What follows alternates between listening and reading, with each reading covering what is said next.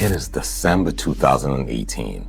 A woman walks into a Philadelphia hospital, ready to have her baby.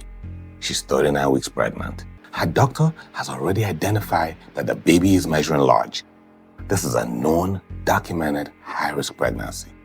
7 years later, that little boy, now in elementary school, will grow up.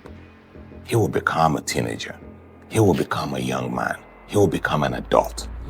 But according to the attorney who represented his family, he will retain the brain of essentially a toddler for the rest of his life.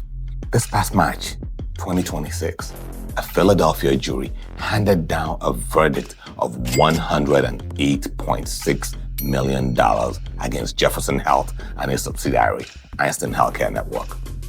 And today, we are going to break down exactly what happened.